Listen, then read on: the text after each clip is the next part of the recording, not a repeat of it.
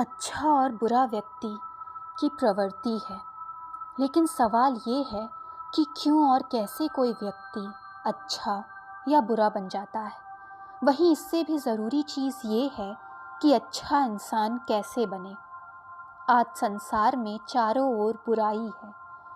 जब इंसान की प्रवृत्ति बुरी हो जाती है तो संसार भी बुराइयों से भर जाता है। गौतम बुद्ध की इस कहानी से हम जानेंगे क्यों कोई व्यक्ति बुरा बन जाता है और गलत काम करने लगता है। एक गांव में एक शातिर चोर रहता था। पूरा गांव उस चोर के बारे में जानता था, लेकिन इसके बावजूद भी कोई उसे पकड़ नहीं पाया। उस शातिर चोर ने अपना संपूर्ण जीवन चोरी करने में लगा दिया। इतना ही नहीं, आसपास के गांव और नगर में भी उसकी बराबरी का कोई और चोर नहीं था। चोर का एक बेटा था जिसे वो अपनी तरह ही शातिर चोर बनाना चाहता था। इसीलिए वो अपने बेटे से हमेशा कहता था कि कभी साधु या सन्यासी के उपदेशों को मत सुनना। यदि कोई कुछ कहे भी तो अपने कान बंद कर वहाँ से भाग जाना। बचपन से ही उसका बेटा अपने पिता से इन्हीं बातों को सुनकर बड़ा होता आया, जिस कारण ये बातें उसके मन में घर कर गईं। इस तरह बड़ा होकर बेटा भी अपने पिता की तरह शातिर चोर बन गया। एक दिन लालच में आकर वो राजा के महल में चोरी करने के उद्देश्य से घुसा। तभी रास्ते में लोगों की भीड़ नजर आई। चोर ने देखा कि लोग एक सन्यासी के चरणों में गिरकर उनका आशीर्वाद ले रहे हैं। वो सन्यासी गौतम बुद्ध थे। चोर साधु सन्यासी से दूर रहता था क्योंकि उसे अपने पिता से यही सीख मिली थी, लेकिन भगवान बुद्ध को देख वो उनकी ओर आकर्षित हो गया।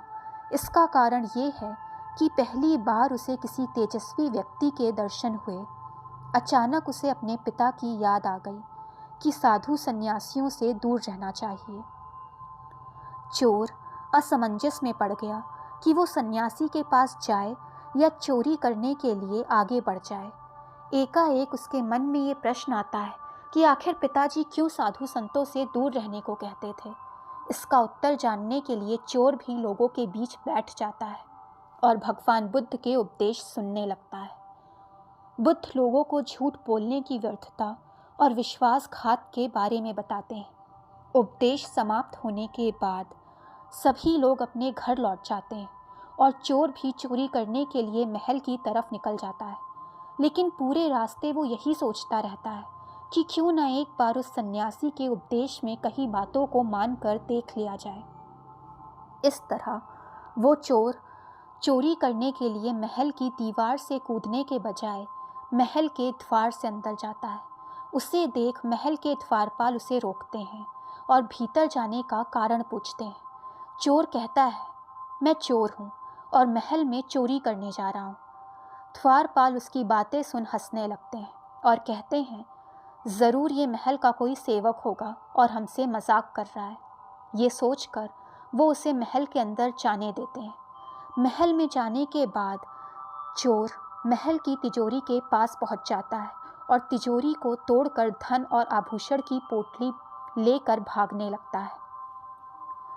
तभी उसकी नज़र महल की रसोई पर पड़ती है। रात होने के कारण सभी सो रहे होते हैं और रसोई में भी कोई नहीं होता है। चोर को जोर की भूख लगी थी, इसीलिए वो रसोई में जाकर पेट भर खाना खाता है। इसके बाद चोर वहाँ से जाने लगता है। तभी उसे बुद्ध के उपदेश में सुनी दूसरी बात याद आती है कि जिसका नमक खाया है उसके साथ कभी विश्वासघात नहीं करना चाहिए।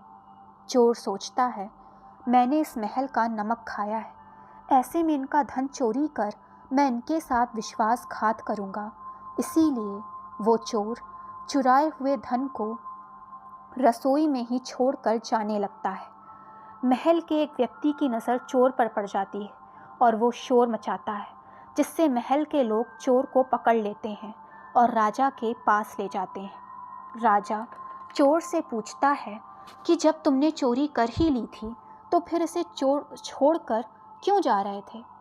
चोर कहता है, एक सन्यासी के उपदेश के कारण।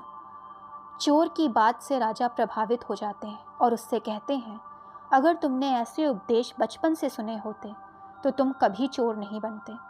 इतना कहकर राजा उसे छोड़ देते हैं। राजा उससे कहते हैं कि एक बात याद रखना, अच्छी संगति और सही उपदेश से ही व्यक्ति अच्छा इंसान बनता है। गलत संगति से व्यक्ति बुरा बन जाता है। सही संगति और उपदेश व्यक्ति का जीवन बदल देते हैं। दोस्तों, वीडियो पसंद आए तो चैनल को लाइक, सब्सक्राइब एंड शेयर करें ताकि चैनल की सारी नोटिफिकेशंस आपको मिलती रहें।